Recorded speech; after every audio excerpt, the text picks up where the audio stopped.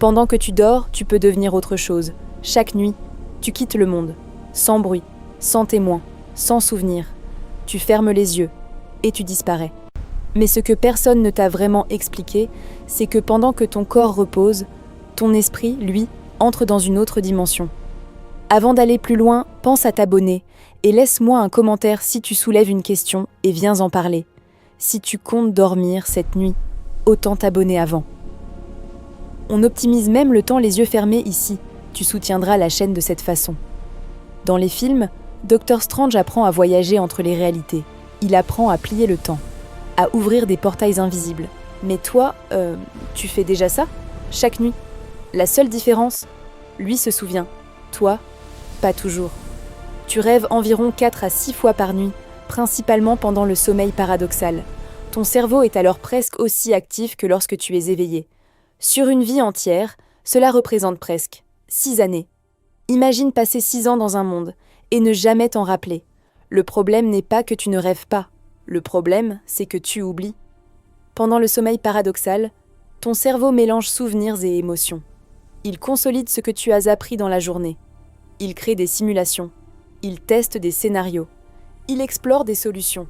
La logique rationnelle baisse. L'imagination explose. La peur change de forme. Le temps devient flexible. Ce n'est pas du hasard, c'est un laboratoire. Ton esprit n'est pas en pause. Il s'entraîne. Mais pour le rêve lucide.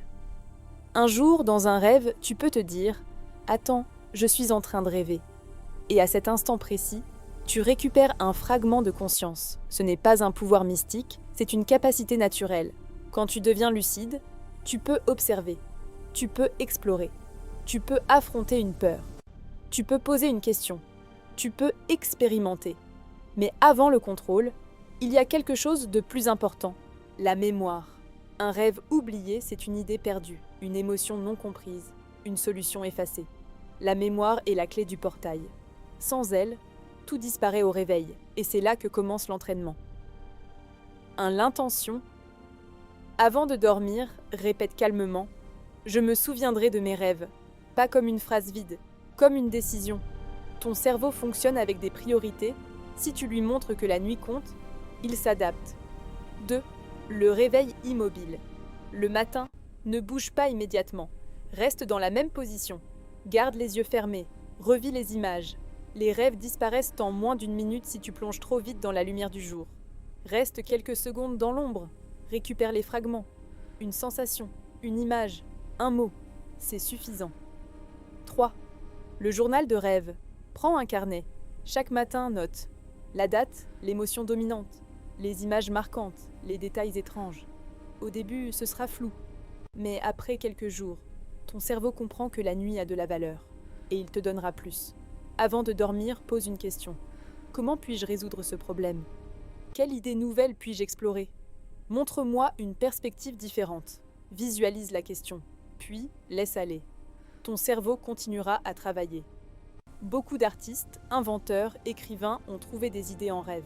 Parce que la nuit, il n'y a pas de jugement, pas de pression, pas de limite sociale, juste l'exploration pure. Avant d'aller plus loin, respire. Inspire lentement, expire doucement. Tu n'es pas obligé de tout maîtriser ce soir, tu n'as rien à prouver. Cette vidéo n'est pas une injonction, c'est une invitation. On vit dans un monde rapide, on consomme, on scrolle, on enchaîne. Alors prends ce moment, juste là. Comme Dr Strange utilise la magie pour comprendre l'invisible, j'utilise la technologie pour organiser l'invisible. Mais l'intention, elle est humaine, elle est simple. T'aider à utiliser ton temps, même celui que tu passes les yeux fermés.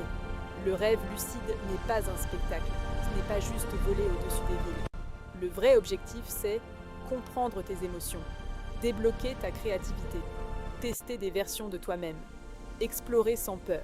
Tu passes un tiers de ta vie à dormir. Et si ce tiers devenait actif, pas physiquement, mais mentalement?